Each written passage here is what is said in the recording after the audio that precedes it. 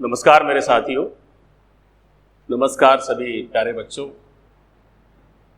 आप निरंतर हमारे साथ जुड़ते रहें, आपका मोस्ट वेलकम। मैं PS महावर आपके सामने। तो देखिए, इससे पहले जो सॉल्यूशन कॉन्सेंट्रेशन यूनिट्स की बात चल रही थी और उनमें से हम जो मास यूनिट्स भारवार जो मात्रक हैं वो मैं शायद पता होगा आपको पूरा करा चुका हूं। अब थोड़ा आगे बढ़ते हैं, उसमें से कुछ है जो बी पार्ट कह सकते हैं। भार आयतन मात्रक, भार आयतन मात्रक। सो इनका मिलो जो मास वॉल्यूम यूनिट्स हैं उनमें से नंबर एक एक करके अच्छी तरह से देखते हैं, ध्यान रखना।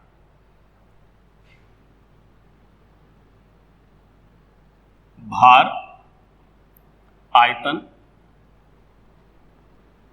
परसेंटेज में मैं आपको सीधा डायरेक्टली बताता हूं। So it can be represent as W/V percentage. Calculating formula क्या होगा? तो हम लिख सकते हैं W/V परसेंटेज, भार आयतन प्रतिशतता। देखिए, पहले डिफाइन आप समझ लें। मेरा मतलब है कि जैसे यहां आयतन है वो VmL कह देता हूं। VmL means so it is the volume of the whole solution. और यहां पर इसका जो मास है, सपोज मैं बोल देता हूं W gram of the solid. ये यहां विलेय होगा, कितना ले रहे हैं, और ये टोटल जो विलियन का आयतन है ये लेना चाहते हैं। तो मेरा मतलब है कि W/V percentage will be equal to विलेय का द्रव्यमान डिवाइड बाय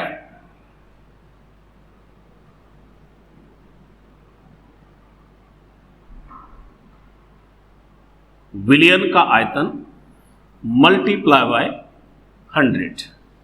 ये फॉर्मूला है। जब आप एक कोई एग्जाम्पल या क्वेश्चन आप यहां देखते हैं, समझते हैं, तो उसके बेस पर आप खुद भी अपने नोटबुक वगैरह रख के देखिए। जब आपको समय मिलता है उस समय जरूर एक एक क्वेश्चन करके देख लीजिएगा और चेक भी कर लेना।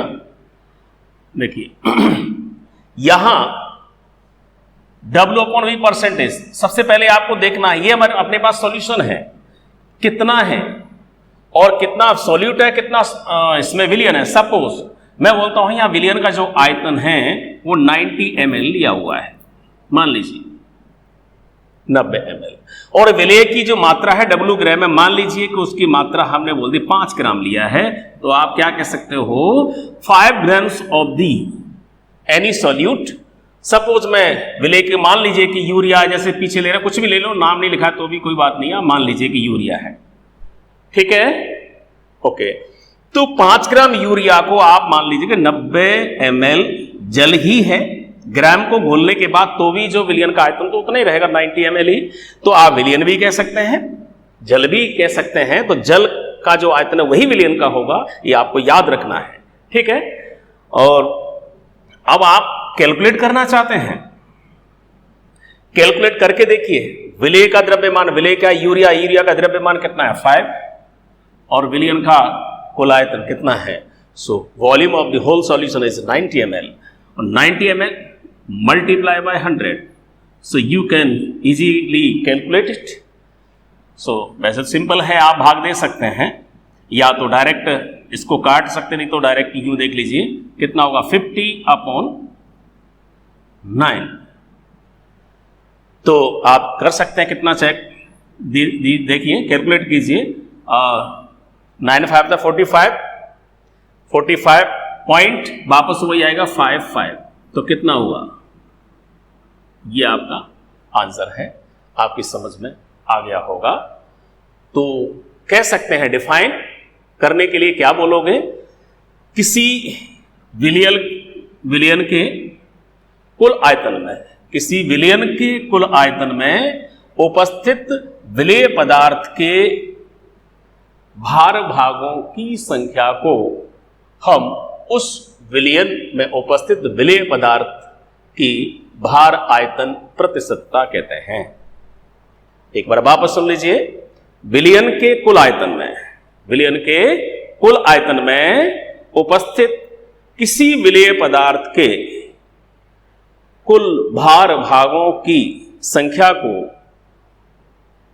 उसकी भार आयतन भिन्न कहेंगे और 100 में कह रहे हैं, क्योंकि ये 90 में, सॉरी, तो ध्यान रखना जो परसेंटेज है वो हमेशा 100 में बोलेंगे, तो कुल की बात आ रही है तो जिसमें परसेंटेज की बात है 100 में बोलेंगे, तो विलयन के 100 भाग में कह सकते हैं, 100 भाग या 100 आयतन भाग विलयन में उपस्थित विलेय पदार्थ के भार भागों की संख्या को उस विलेय पदार्थ की भार आयतन प्रतिशतता कहते हैं। ये डिफाइन करें। So number of the mass present in the 100 volumes of the solution is also known as mass volume percentage of the solute in the solution। इसी के साथ ये क्लियर होती है। दूसरी यूनिट,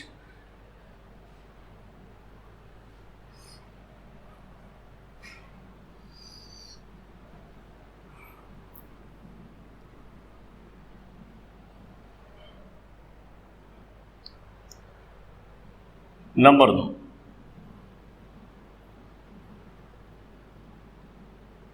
मोलरता।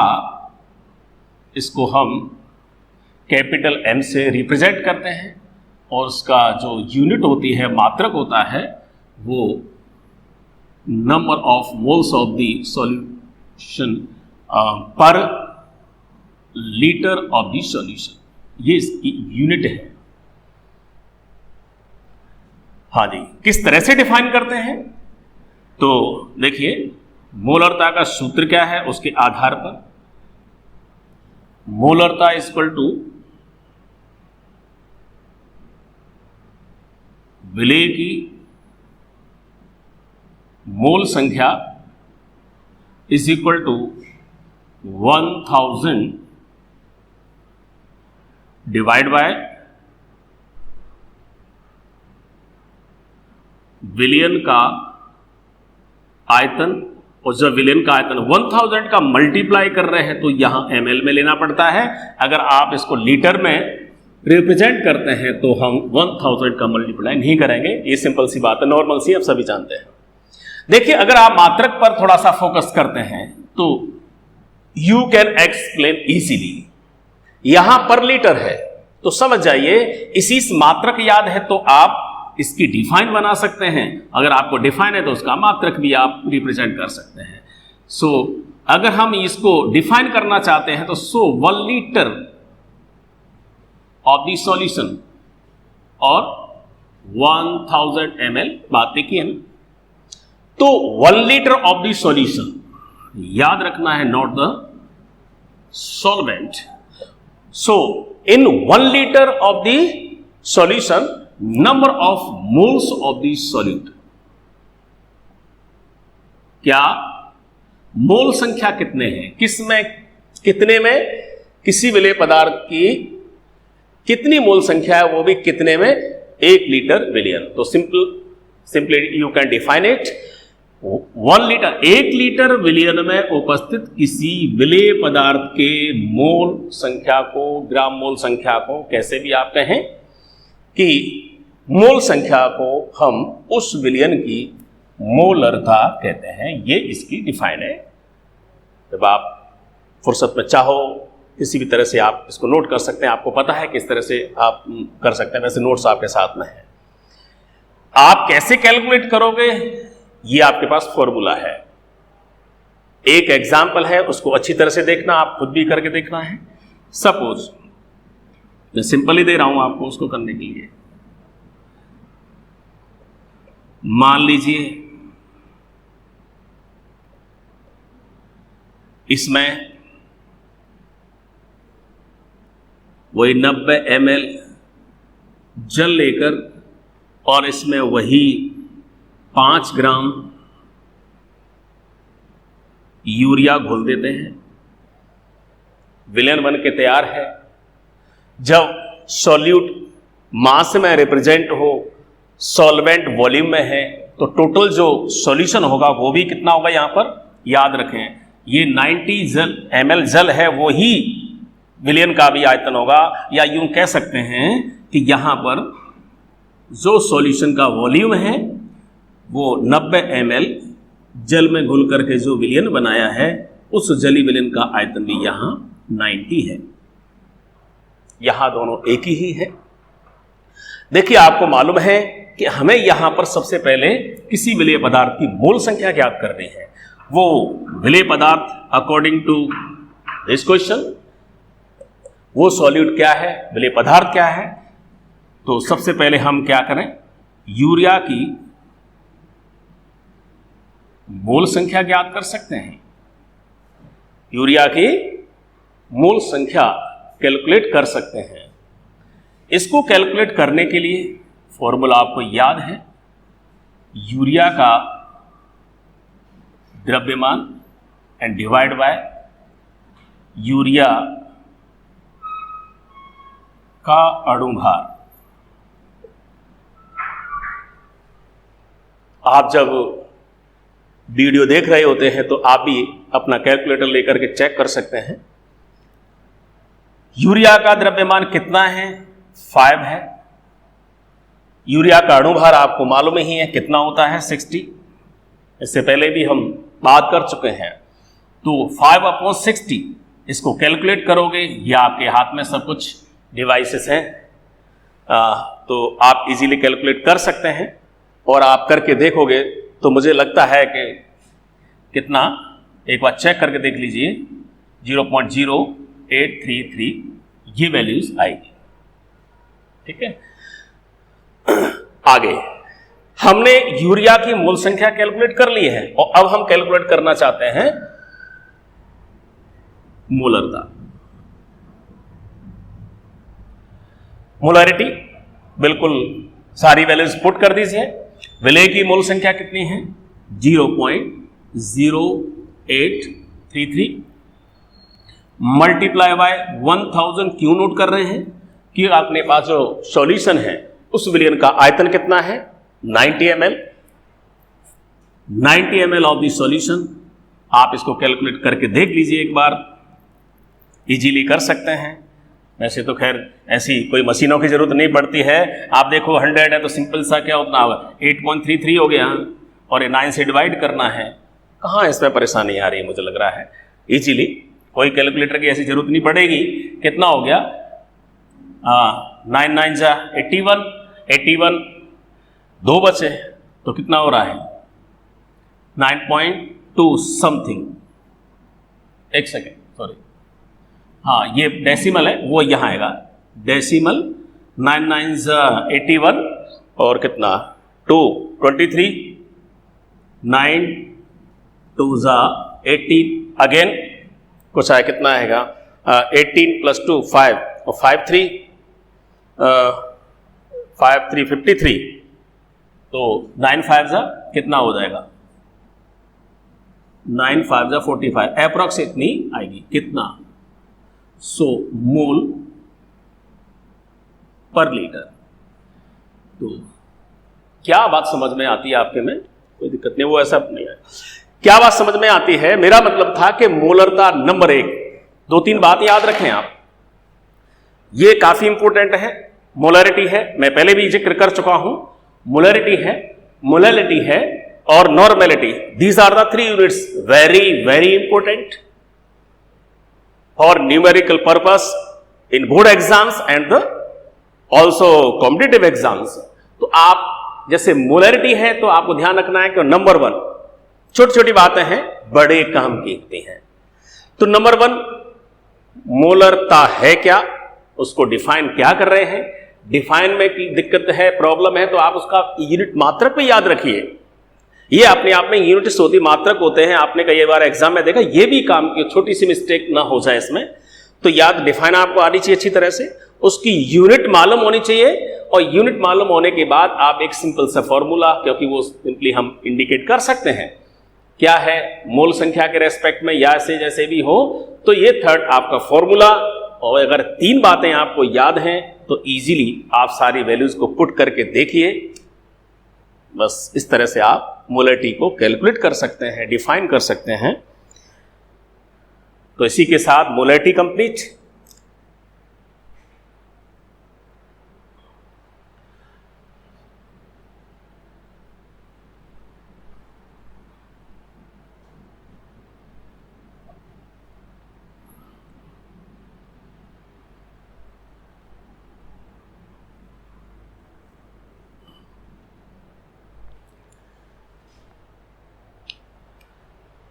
नंबर 3,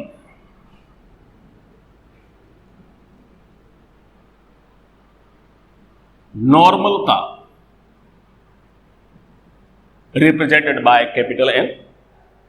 अगर इसका आप मात्रक यूनिट देखना चाहते हैं तो देखिए, चाहे तो आप ग्राम लिख सकते हैं। ग्राम तुल्यांक संख्या है प्रेजेंट इन पर लीटर ऑफ द सॉल्यूशन, ये मात्रक है। जैसे उस मोलरता का जो मात्रक होता है उसके बेस पर आप यहां डिफाइन कर सकते हैं, फॉर्मूला भी फॉर्मेट कर सकते हैं। तो उसी तरह से या तो आपको परिभाषा याद है अच्छी तरह से वो कर सकते हैं, और या फिर आप मात्रक से परिभाषा सिंपली दिख रही उसी से बना सकते हैं। तो क्या है बोलो, 1 लीटर पर लीटर। सो 1 लीटर विलयन में उपस्थित किसी विलेय पदार्थ के ग्राम तुल्यांकों की संख्या को उस विलयन की नॉर्मलता कहते हैं। क्या कहते हैं? नॉर्मलता कहते हैं। क्लियर? आगे देखिए, फॉर्मूला है किस तरह से इंडिकेट करना है। नॉर्मलता इज इक्वल टू, केवल जो जहां मोल संख्या लिए है मोलरता के रेस्पेक्ट में, जहां मोलरता में मोल संख्या है वहां हमको ग्राम तुल्यांक संख्या नोट करनी है। और वो आगे क्या चेंज होगा वो आगे देखिए। विलेय पदार्थ की ग्राम तुल्यांक संख्या है डिवाइड बाय विलयन का कुल आयतन कितना है, क्योंकि ये गिवन वैल्यूज होती है, दिया गया होता है। अगर ये लीटर में दिया है तो ये कंप्लीट है। अगर विलयन का आयतन ml में है, कि मोस्टली जो केमिकल सॉल्यूशंस बनाते हैं वो ml में ही काफ़ी क्वांटिटीज हो जाती है, तो मोस्टली वो ml में ही ज़्यादा जरूरत पड़ती है। तो याद रखना, देन मल्टीप्लाई बाय 1000, ये हो गया। अब आपको अच्छी तरह से मालूम है कि विलेय के ग्राम तुल्यांकों की संख्या इससे पहले मैंने आपको कैलकुलेट करना बताया हुआ है, याद होगा कैसे।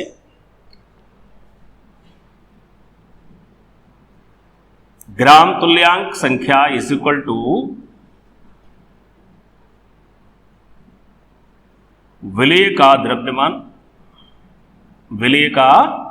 द्रव्यमान डिवाइड बाय उस विलेय पदार्थ का तुल्यांकी भार।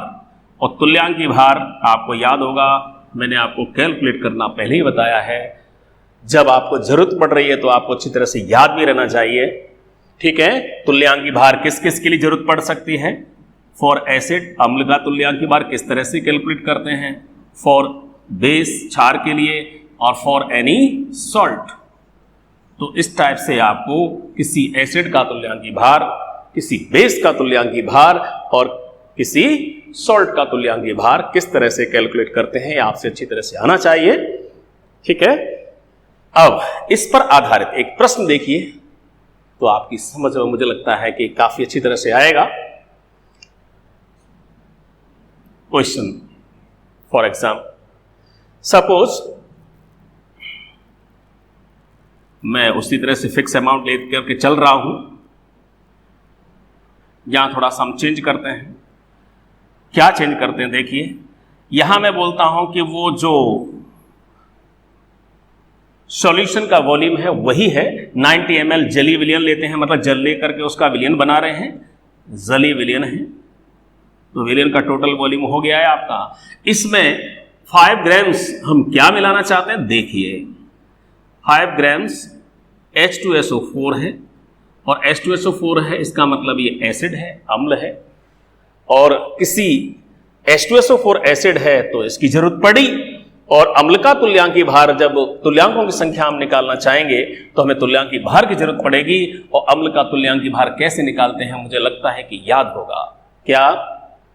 अम्ल का मॉलिक्यूलर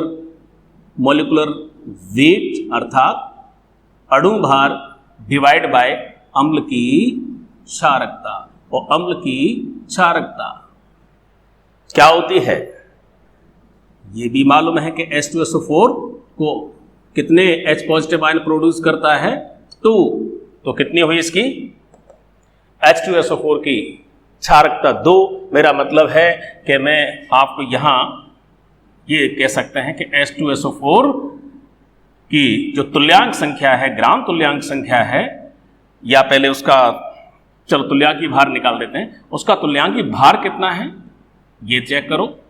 तुल्यांकी भार अणु भार 98 है और क्षारकता 2 है, तो 49 क्लियर हो गया। अब आपको क्या ज्ञात करना है, तुल्यांकी भार मालूम है, तुल्यांकों की संख्या हमें ज्ञात करनी है, तो तुल्यांकों की संख्या ज्ञात करने के लिए क्या करना पड़ेगा, ग्राम तुल्यांक संख्या। सूत्र है उस H2SO4, क्योंकि विलय के ग्राम तुल्यांकों की संख्या मैं लिख ही देता हूं। H2SO4 की बात कर रहे हैं तो H2SO4 का द्रव्यमान डिवाइड बाय H2SO4 का तुल्यांकी भार। चेक करिए, द्रव्यमान आपको मालूम है 5 है और तुल्यांकी भार कितना है 49 है। एक बार कैलकुलेट करके देख सकते हैं, देखो मैं भी आपके सामने देख लूं।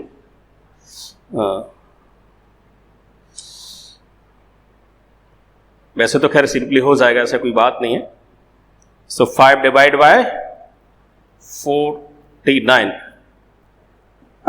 वैसे मुझे याद था फिर भी, लेकिन बात है कि चेक कर ही लेते हैं, क्या दिक्कत है। तो 0.120 ये इसके क्या आ गया है, 5 ग्राम तुल्यांकों की संख्या अपनी कैलकुलेट हो चुकी है। और अब हमें कैलकुलेट करना है नॉर्मेलिटी, तो नॉर्मेलिटी डायरेक्ट लिख सकते हैं आप। ग्राम तुल्यांकों की संख्या कितनी है 0.102 डिवाइड बाय विलयन का कुल आयतन कितना है, देखिए हाँ है, कितना है 90 है, 90 मल्टीप्लाई बाय 1000। आप इसको भी सॉल्व करके देखोगे तो आप कर लीजिए, जब आप चेक करोगे तो इसकी जो वैल्यूज होगी वो 1.133 समथिंग कितना ग्राम इक्विवेलेंट्स पर लीटर ऑफ द सॉल्यूशन।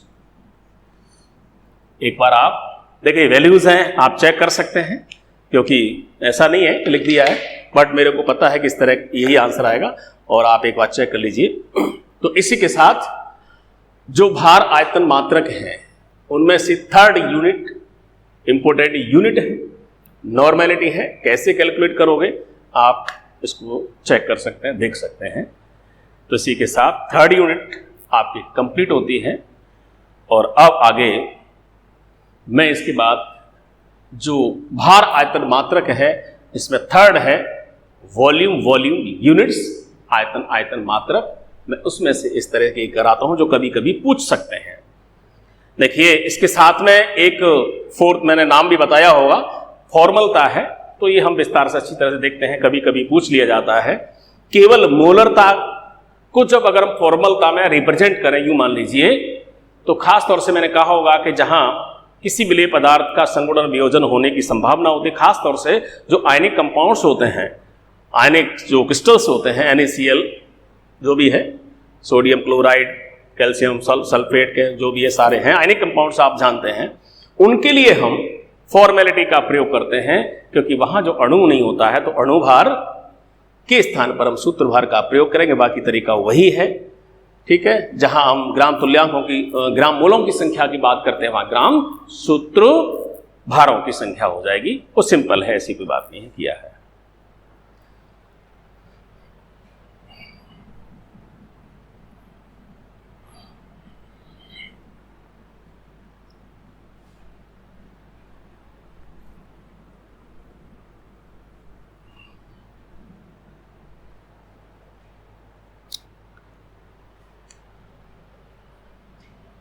तो सी, जिसमें से आयतन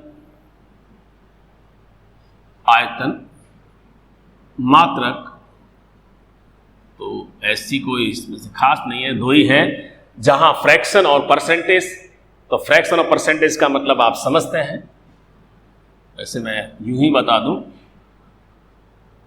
तो देखिए, सॉरी, v अपॉन v अंश मतलब फ्रैक्शन के रूप में हो गया, और यहाँ वैसे v का मतलब थोड़ा कैपिटल बना के देख सकते हैं, यूं कि वो वॉल्यूम के लिए सॉल्यूशन के लिए आता है, small v upon capital V।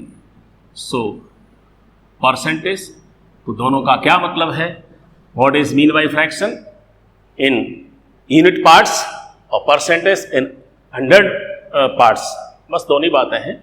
तो किसी को भी देख लीजिए, उसमें क्या है कि परसेंटेज 100 का मल्टीप्लाई करना होगा, अंश की जरूरत है तो परसेंटेज है उसमें 100 से डिवाइड कर दो, दोनों ही क्लियर है। तो देखिए, मैं ये चीज पूछते हैं मोस्टली, आप ये समझ सकते हैं।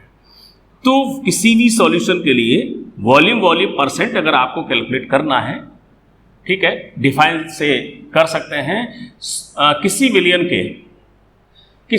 के 100 आयतन भाग में, कितने 100 आयतन भाग में उपस्थित किसी भी विलेय पदार्थ के आयतनों की संख्या को हम उस विलयन की आयतन प्रतिशतता कहते हैं। ये इसके लिए फॉर्मूला है। जिस विलय या कंपोनेंट का हम आयतन पर प्रतिशतता ज्ञात करना चाहते हैं, उस विलयन का आयतन भाग कितना है डिवाइड बाय टोटल विलयन का आयतन कितना है, विलयन का कुल आयतन है, मल्टीप्लाई बाय 100। तो इस प्रकार आप इस तरह से कैलकुलेट कर सकते हैं। देखिए, एक छोटा सा प्रश्न देखें, इसके माध्यम से आप इसको समझ सकें। देखिए, बार बार मैं सिंपल यूनिट्स ले रहा हूं केवल ओनली फॉर समझने के लिए, ऐसा नहीं है कि यही बार बार क्यों ले रहे हैं। तो मान लीजिए वही अपने पास, हाँ, जिंदगी के लिए क्या जरूरी है भाई, जल। तो इसी के साथ वही ले रहे हैं, 90 ml जल ले लिया। ध्यान रखना, कितना 90 ml जल लिया है, और जल वो ml में लिया है, लिक्विड होता है। और मान लीजिए कि इसमें 5 ml, ठीक है, क्या मिला देते हैं, एल्कोहल। समझ में आ रहा होगा, ये वो पीने वाली चीज है जिसके बारे में पहले जिक्र कर चुका हूं। पीने की चीज है लेकिन पीने लायक नहीं है, याद रखना, समझ गए होंगे। तो 5 ml एल्कोहल को मिला दिया है 90 ml जल। तो देखिए, दोनों को मिलाएंगे, एल्कोहल अलग है, जल अलग है, टोटल विलयन कितना होगा, जो विलयन है उस सॉल्यूशन का आयतन कितना होगा, it will be 90 plus 5 that is total 95 ml of the solution. ये होगा, याद रखें आप।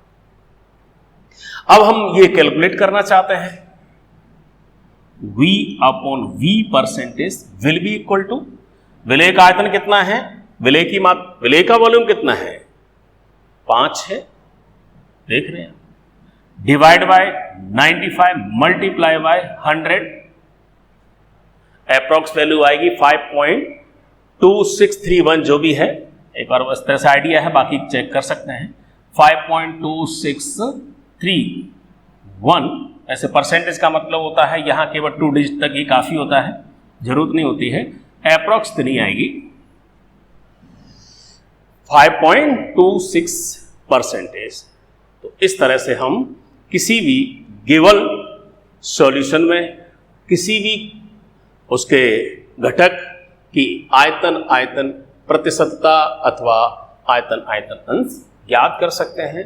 अगर आप अंश ज्ञात करना चाहोगे तो इसमें से 100 से डिवाइड करोगे तो अंश फ्रैक्शन कितना होगा, 0.05 फ्रैक्शन आ जाएगा, इजीली कंप्लीट। तो देखिए इसी के साथ ये जो जनरल यूनिट्स हैं, कॉन्सेंट्रेशन यूनिट्स हैं सामान्य, ये हम जो 11th 12th के बेस पर जो अकॉर्डिंग टू बोर्ड एग्जाम्स कह सकते हैं, केवल इतनी जरूरत पड़ती है। थोड़ा सा कभी ट्विस्टिंग हो जाती है, उसके लिए कुछ 1-2 फॉर्मूले और भी हैं, प्रैक्टिकल बेस्ड भी होते हैं, और ख़ास तौर से फिर उसके अलावा जो अनदर्स फॉर्मूले हैं वो अपने कॉम्पिटिटिव एग्जाम्स के लिए काफ़ी इंपॉर्टेंट होते हैं। तो अभी तो मैं यहाँ ये तो कंप्लीट करता ही हूँ। देखो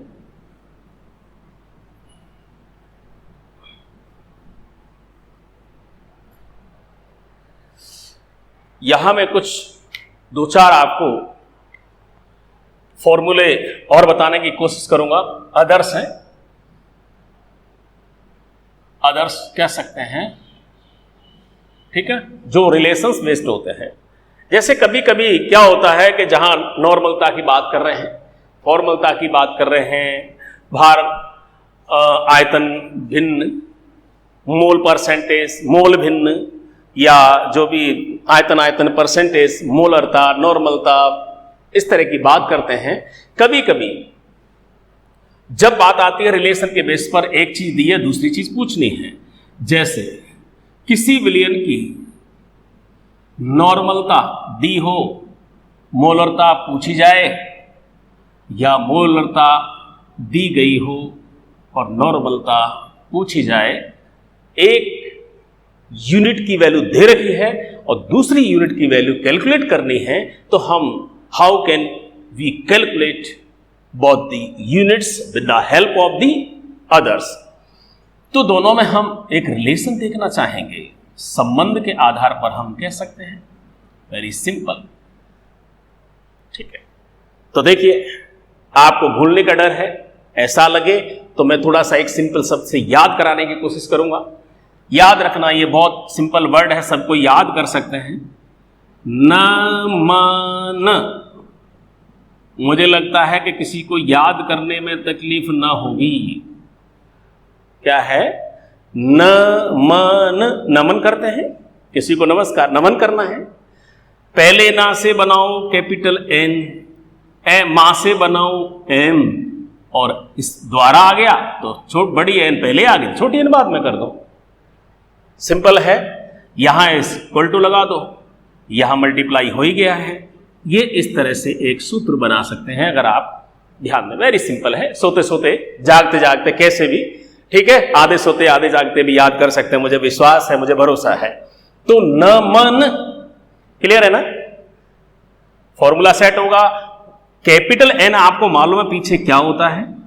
कैपिटल एन का अर्थ होता है नॉर्मलता, और यहां एम का मतलब होता है मोलरता, और स्मॉल एन ये आप एक फैक्टर है, कॉफिशिएंट के रूप में ले सकते हैं। आप तो ये याद रखिए कि small n means small n. अब उस स्मॉल एन की बात करते हैं कि वो क्या है। स्मॉल एन का मतलब होता है किसी भी विलेय पदार्थ के लिए जहां उसका विलेय का अणुभार हो, क्या हो? विलेय का अणुभार, अणुभार बटे डिवाइड बाय विलेय का तुल्यांकी भार। तो मेरा मतलब है कि अगर आप विलेय पदार्थ के अणुभार और तुल्यांकी भार आपको अच्छी तरह से मालूम होना चाहिए, परफेक्शन होना चाहिए। ये सारा काम आपका 11th बेस्ड है, ये 12th की बात है नहीं। तो ये कंप्लीटली परफेक्ट होना चाहिए। आप साइंस के बच्चे हैं तो आपसे पूरी उम्मीद की जाती है कि ये आपका ये चीज हमेशा से फॉर एवर क्लियर होना चाहिए। मन सोचना है कि कब क्या। तो विलेय का अणुभार बटे विलेय का तुल्यांकी भार, आपको मालूम है कि विलेय अणुभार और तुल्यांकी भार, विलेय के लिए समान भी हो सकते हैं और डिफरेंट भी हो सकते हैं, दोनों बातें हैं। ठीक है, जहां अम्ल और क्षार की बात करते हैं, इसको सिंपली या तो आप डायरेक्ट किसी से इसके लिए निकाल लो, चाहे वो एसिड के लिए हो, चाहे वो बेस के लिए हो, चाहे वो सॉल्ट के लिए हो। सिंपल फॉर्मूला है, किसी के लिए भी एन वैल्यू कैलकुलेट हो जाएगी। एन कोफिशिएंट मान सकते हैं कि एन फैक्टर है, यूं मान लीजिए। अगर हम डायरेक्टली किसी एसिड और बेस की बात करते हैं तो फॉर एसिड के लिए आप कह सकते हैं, जहां अम्ल अगर डायरेक्ट दिया तो अम्ल का तुल्यांक भार अगर आपको नहीं मालूम है, और हो सकता है कि अम्ल का अणुभार नहीं मालूम है, और हो सकता है कि आपको अम्ल की क्षारकता याद है, तो उसी से बात बन जाएगी अम्ल की क्षारकता। अम्ल की क्षारकता, अथवा क्षार है तो क्षार की अम्लता।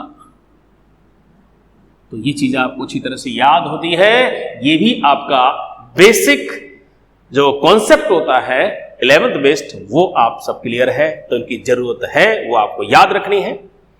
ठीक, मान लीजिए कि इस पर बेसिक छोटा सा प्रश्न, एक छोटी सी प्रॉब्लम आपके सामने रखता हूं। वेरी सिंपल, हमारे पास ये सॉल्यूशन है। कह सकते हैं कि एक एसिड सॉल्यूशन है। अब एसिड सॉल्यूशन है तो आप ये सोच रहे होंगे कौन सा एसिड सॉल्यूशन है। मान लीजिए कि वही तेजाब वाला है। अम्ल कौन सा है? H2SO4 एसिड का सॉल्यूशन है, और उसकी आपकी जो जचे अभी है, इससे पहले हमने, मुझे लगता है याद होगा कि नॉर्मेलिटी कैलकुलेट करके देखी थी, और नॉर्मेलिटी की वैल्यू कितनी थी? मान लीजिए उस विलियन की नॉर्मेलिटी है, इसकी जितनी अभी लिखी उसी को लिख लो, क्या दिक्कत है? ये चीज आपकी क्लियर है। H2SO4 की जो क्षारकता है, अम्ल है, अम्ल की क्षारकता पता है आपको 2 होती है, याद है तो ठीक, नहीं तो फॉर्मूले से कैलकुलेट किसी तरह से कुछ ये तो आपको याद रखनी है। अब केवल रह गया है वो मोलरिटी कैलकुलेट करनी है। फॉर्मूला लगाइए, कीजिए भाई नमन, हमें करो ना करो, इष्ट देव को जरूर करना चाहिए। सबसे पहले मां सरस्वती को नमन करके आपको हर चीज ये ठीक है धन की बातें करनी चाहिए। मां को खुश रखिए, सब कुछ अपने आप हो जाएंगे। तो देखिए क्या है, नमन कर रहे हैं, एन हो गया, एम हो गया, इंटू एन हो गया, सब कुछ क्लियर हो गया। ये क्या है? स्मॉल एन है। अब आपको एम कैलकुलेट करनी है तो M will be equal to capital, ठीक है, बड़ी दीदी बटे छोटी दीदी, बड़ी दीदी बटे छोटी दीदी हो गई, याद हो गया। तो एन की वैल्यू कितनी है? एन की वैल्यू 1.133 डिवाइड बाई 2, कितनी वैल्यू आई? सो 0.5, देन 6 होगा 1, देन अगेन 6, तो मोलरिटी कितनी हुई? 0.566। यूनिट लिखना चाहें तो मोल पर लीटर। ये क्या कौन सी यूनिट थी? ग्राम तुल्यांक पर लीटर वैल्यू थी, वो ग्राम मोल या मोल पर लीटर में ये होगी।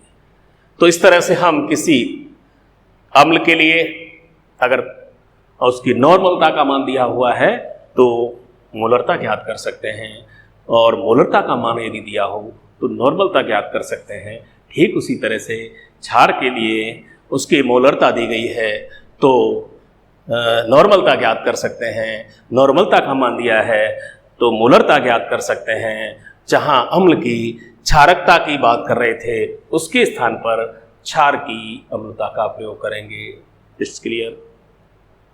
ओके, तो आज अब तक यहीं तक, मिलते हैं आगे।